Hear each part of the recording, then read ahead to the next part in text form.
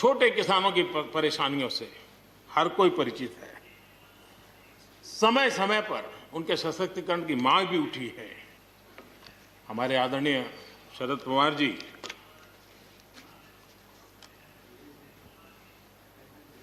और कांग्रेस के भी हर किसी ने, हर सरकार ने कृषि सुधारों की वकालत की है। कोई पीछे नहीं है, क्योंकि हर एक को लगता है कर पाए नहीं कर पाए अलग बात है, लेकिन ये होना चाहिए, ये बात हर एक की निकली हुई है। और आज नहीं, जब भी जो जहां थे सबने की हुई है। और शरद राव जी ने तो अभी एक बयान भी दिया कि भाई मैं सुधारों के पक्ष में हूं। ठीक है, पद्धति के संबंध में उनके मन में सवाल है, लेकिन सुधारों का विरोध नहीं किया है।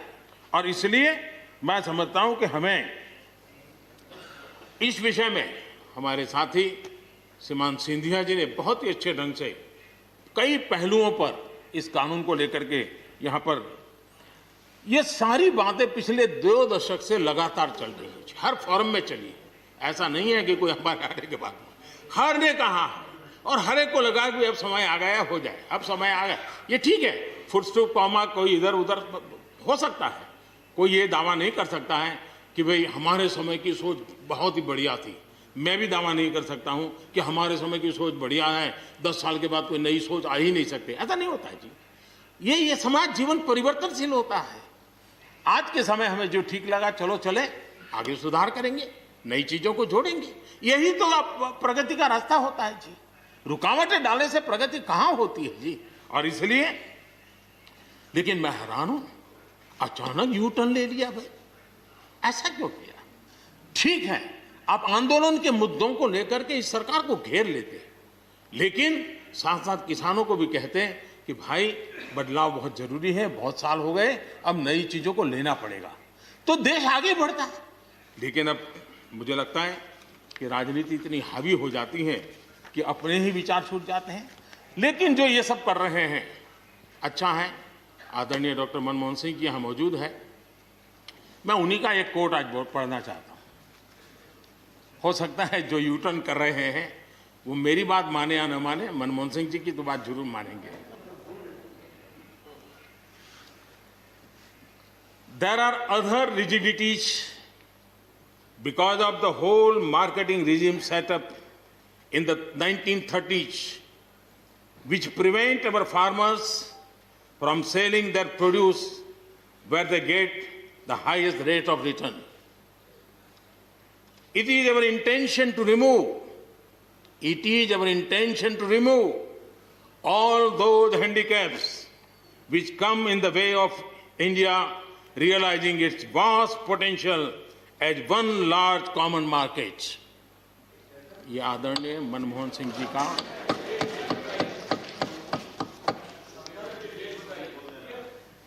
आदरणीय मनमोहन सिंह जी ने किसान को उपज बेचने की आजादी दिलाने, भारत को एक कृषि बाजार दिलाने के संबंध में अपना इरादा व्यक्त किया था और वो काम हम कर रहे हैं।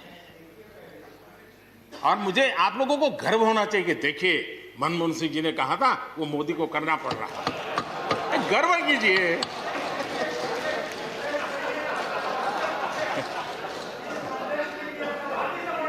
प्लीज। और मजा ये है कि जो लोग पॉलिटिकल बयानबाजी करते हैं उछल उछल करके, उनके राज्यों में भी जब उनको मौका मिला है, इसी में से आधा अधूरा कुछ न कुछ किया ही किया है हर किसी ने। यहां जो विरोध में दल है उनकी भी जहां सरकारें हैं वहां आधा अधूरा कुछ न कुछ तो किया ही है, क्योंकि उनको भी मालूम है रास्ते का रास्ता तो यही है। और मैंने देखा इस चर्चा में लॉ का जो स्पिरिट है उस पर किसी की चर्चा नहीं हुई है। शिकायत दिया गया तरीका ठीक नहीं था, जल्दी कर दिया, इसको नहीं पूछा, ये रहता है। वो तो परिवार में शादी होती है तो भी फूफी नाराज होकर के कहती है मुझे कहाँ बुलाया, तो वो तो रहता है। इतना बड़ा बड़ा परिवार है तो रहता ही है।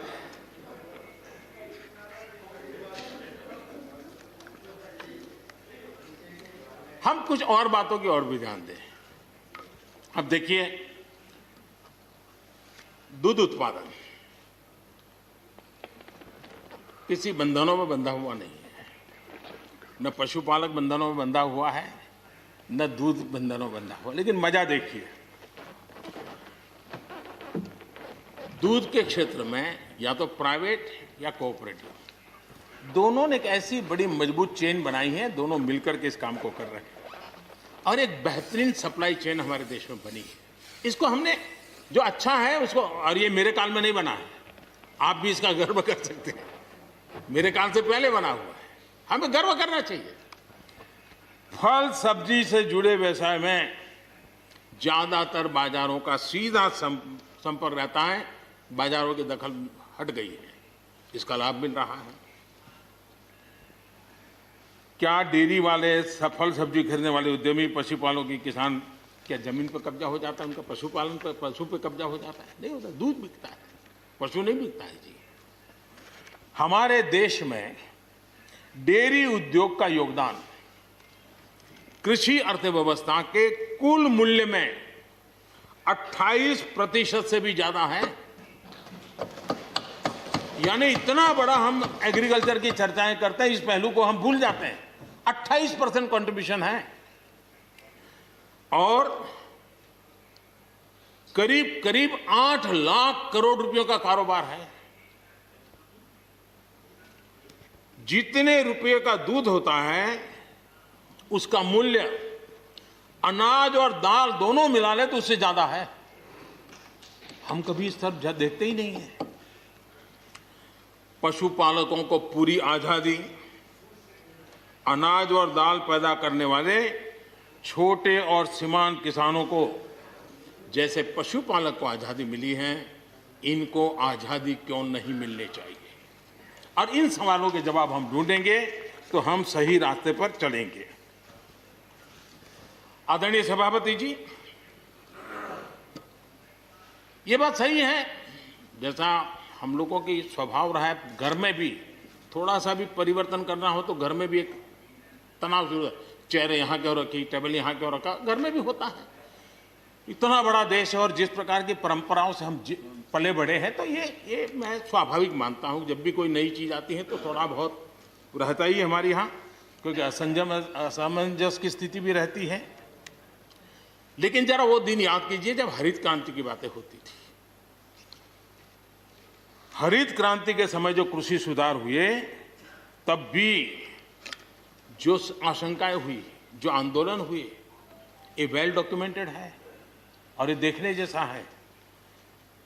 कृषि सुधार के लिए सख्त फैसले लेने के उस दौर में शास्त्री जी का हाल ये था कि अपने साथियों में से कोई कृषि मंत्री बनने को तैयार नहीं होता था, क्योंकि लगता था कि ऐसा है हाथ जल जाएंगे और किसान नाराज हो जाएंगे तो मेरी तो राजनीति समाप्त हो जाएगी। ये शास्त्री जी के समय की घटनाएं हैं। और अंत में शास्त्री जी को, सी सुब्रमण्यम जी को कृषि मंत्री बनाना पड़ा था और उन्होंने रिफॉर्म्स की बातें की। योजना आयोग ने भी उसका विरोध किया था। मजा देखिए, योजना आयोग ने भी विरोध किया था। वित्त मंत्रालय सहित पूरी कैबिनेट के अंदर भी विरोध का स्वर उठा था। लेकिन देश की भलाई के लिए शास्त्री जी आगे बढ़े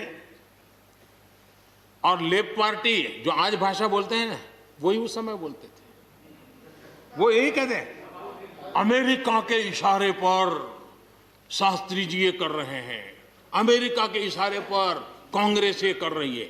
सारा चीज जितना आज मेरे खाते में जमा है ना, वो पहले आपके यहाँ बैंक में अकाउंट में था। सब कुछ अमेरिका के एजेंट कह दिया जाता था हमारे नेता, कांग्रेस के नेताओं को। ये सब कुछ लेफ्ट वाले जो आज भाषा बोलते हैं, वो उस समय भी उन्होंने यही भाषा बोली थी। कृषि सुधारों को छोटे किसानों को बर्बाद करने वाला बताया गया था। देश भर में हजारों प्रदर्शन आयोजित हुए थे, बड़ा मूवमेंट चला था। इसी माहौल में भी लाल बहादुर शास्त्री जी और उसके बाद की सरकार जो करती रही, उसी का परिणाम है कि जो हम कभी PL 480 मंगवा करके खाते थे, आज देश अपने किसान ने अपनी मिट्टी से पैदा की चीजों को खाता है।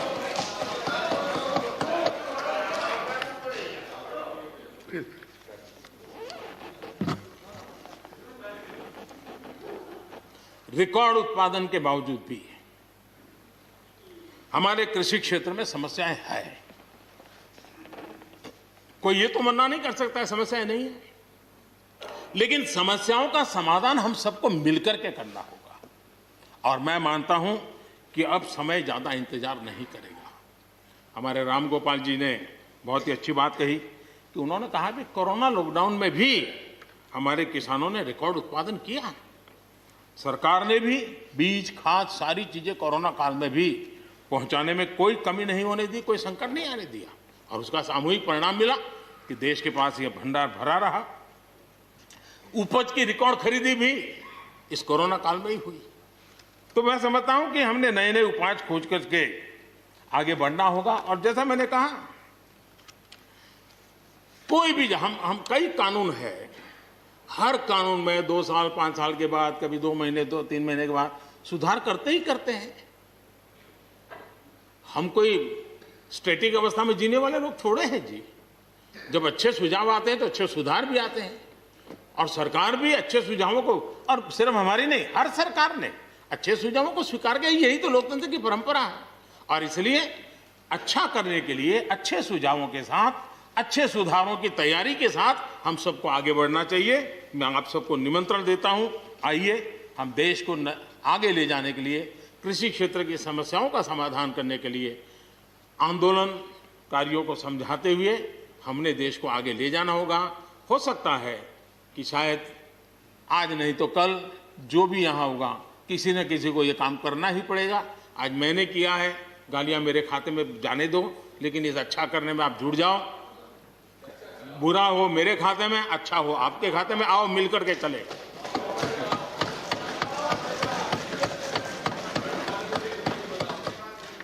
और मैं लगातार, हमारे कृषि मंत्री जी लगातार किसानों से बातचीत कर रहे हैं, लगातार मीटिंगें हो रही हैं, और अभी तक कोई तनाव पैदा नहीं हुआ है। एक दूसरे की बात को समझने का, समझाने का प्रयास चल रहा है। और हम लगातार आंदोलन से जुड़े लोगों से प्रार्थना करते हैं कि आप आंदोलन करना आपका हक है, लेकिन इस प्रकार से बुजुर्ग लोग वहाँ बैठे, ये ठीक नहीं है। आप उनको सबको ले जाइए, आप आंदोलन को खत्म कीजिए। आगे बढ़ने के लिए मिल बैठ करके चर्चा करेंगे, रास्ता खुले है। ये सब हमने कहा है। मैं आज भी इस सदन से माध्यम से भी निमंत्रण देता हूं। आदरणीय सभापति जी, ये बात निश्चित है, हमारी खेती को खुशहाल बनाने के लिए फैसले लेने का ये समय है। इस समय को हमने गंवा नहीं देना चाहिए। हमें आगे बढ़ना चाहिए, देश को पीछे नहीं ले जाना चाहिए।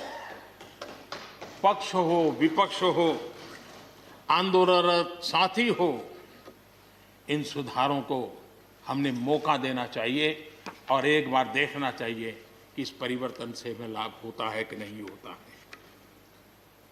कोई कमी हो तो उसको ठीक करेंगे, और कहीं ढिलाई है तो उसको कसेंगे। ऐसा तो है नहीं कि सब दरवाजे बंद कर दिए बस। और इसलिए मैं कहता हूं, मैं विश्वास दिलाता हूं कि मंडियां अधिक आधुनिक बने, अधिक प्रतिस्पर्धी होगी। इस बार बजट में भी उसके लिए हमने प्रावधान किया है। इतना ही नहीं, एमएसपी है, एमएसपी था, एमएसपी रहेगा। ये सदन की पवित्रता समझे हम। जिन 80 करोड़ से अधिक लोगों को सस्ते में राशन दिया जाता है, वो भी कंटिन्यू रहेगा। इसलिए मेहरबानी करके भ्रम फैलाने के काम में हम न जुड़े, क्योंकि हमको देश ने एक विशिष्ट जिम्मेवारी दी है। किसानों की आय बढ़ाने के जो दूसरे उपाय हैं, उन पर भी हमें बल देने की जरूरत है। आबादी बढ़ रही है, परिवार के अंदर सदस्यों की संख्या बढ़ रही है, जमीन के टुकड़े छोटे होते जा रहे हैं। ऐसी स्थिति में हमें कुछ न कुछ ऐसा करना ही होगा ताकि किसानी पर बोझ कम हो और हमारे किसान के परिवार के लोग भी रोजी रोटी कमाने के लिए, उनके लिए हम और अवसर उपलब्ध करा सकें। इनकी तकलीफों को दूर करने के लिए हमने काम करना होगा। और मैं मानता हूं कि हम अगर देर कर देंगे, हम अगर अपने ही राजनीतिक समीकरणों में फंसे रहेंगे, तो हम किसानों को अंधकार की तरफ धकेल देंगे। कृपा करके हमें किसानों के उज्जवल भविष्य के लिए इससे बचना चाहिए। मैं सबसे प्रार्थना करता हूं, हमें इस बात की चिंता करनी होगी।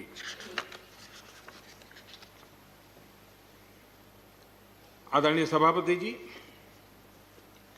डेयरी और पशुपालन हमारे कृषि क्षेत्र के साथ बढ़ावा देने की जरूरत है, ताकि हमारा किसान पगभर हो। उसी प्रकार इसी काम के लिए हमने फूट एंड माउथ डिसीज के लिए एक बहुत बड़ा अभियान चलाया है, ताकि वो किसान को या पशुपालक जो बाय एंड लार्ज किसानी से जुड़ा हुआ रहता है, उसको भी लाभ होगा। हमने फिशरीज को भी एक अलग बल दिया, अलग मिनिस्ट्री बनाई और 20,000 करोड़ रुपए मत्स्य संपदा योजना के लिए लगाया है, ताकि ये पूरे क्षेत्र को एक नया बल मिले। स्वीट रिवॉल्यूशन, भारत में बहुत संभावनाएं हैं और इसलिए भारत ने किसान, उसके लिए बहुत जमीन की जरूरत नहीं है, अपने ही खेत के कोने में वो कर दें तो भी साल में 40,000, 50,000, लाख रुपया, 2 लाख रुपया कमा लेगा वो। और इसलिए हम स्वीट रिवॉल्यूशन, शहद के लिए, हनी के लिए, उसी प्रकार से बी वैक्स, दुनिया में बी वैक्स की मांग है, भारत बी वैक्स एक्सपोर्ट कर सकता है। हमने उसके लिए एक माहौल बना और किसान के खेत में ही छोटे किसान होगा तो एक कोने में वो एक नई कमाई कर सकता है। हमने इसको जोड़ना होगा। और मधुमक्खी पालन के लिए कोई सैकड़ों एकड़ जमीन की जरूरत नहीं है, वो आराम से अपने यहाँ कर सकता है।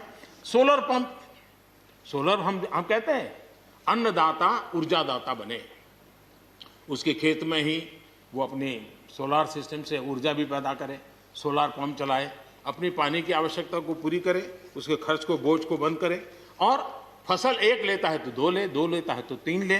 क्रॉप पैटर्न में बदल करना है तो बदल कर सके, उसकी दिशा में हम जा सकते हैं।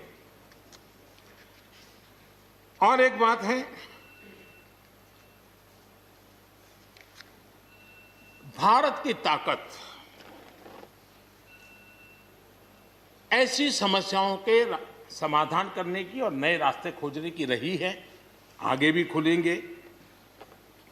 लेकिन कुछ लोग हैं जो भारत अस्थिर रहे, अशांत रहे, इसे लगातार कोशिशें कर रहे हैं। हमें इन लोगों को जानना होगा। हम ये न भूलें कि पंजाब के साथ क्या हुआ। जब बंटवारा हुआ, सबसे ज्यादा भुगतना पड़ा पंजाब को। जब 84 के दंगे हुए, सबसे ज्यादा आंसू बहे पंजाब के, सबसे ज्यादा दर्दनाक घटनाओं का शिकार होना पड़ा पंजाब को। जो जम्मू कश्मीर में हुआ, निर्दोषों को मौत के घाट उतार दिया गया। जो नॉर्थ ईस्ट में होता रहा, आए दिन बम, बंदूक और गोलियों का कारोबार चलता रहा। ये सारी चीजों ने देश को किसी न किसी रूप में बहुत नुकसान किया है। इसके पीछे कौन ताकतें हैं, हर समय हर सरकारों ने इसको देखा है, जाना है, परखा है। और इसलिए हमें उस जज्बे से इन सारी समस्याओं के समाधान के लिए हम तेजी से आगे बढ़े। और हम ये न भूलें कि कुछ लोग हमारे, खास करके पंजाब के, खास करके सिख भाइयों के दिमाग में गलत चीजें भरने में लगे हैं। ये देश हर सिख के लिए गर्व करता है। देश के लिए क्या कुछ नहीं किया इन्होंने, उनका जितना हम आदर करें उतना कम है। गुरुओं की महान परंपरा को, और मेरा भाग्य रहा है मुझे पंजाब की रोटी खाने का अवसर मिला है। मैं जिंदगी में बहुत महत्वपूर्ण वर्ष पंजाब में बिताए हैं, इसलिए मुझे मालूम है। और इसलिए जो भाषा उनके लिए कुछ लोग बोलते हैं, उनको गुमराह करने के जो लोग प्रयास करते हैं, इससे कभी देश का भला नहीं होगा। और इसलिए हमें इन दिशा में चिंता करने की आवश्यकता है।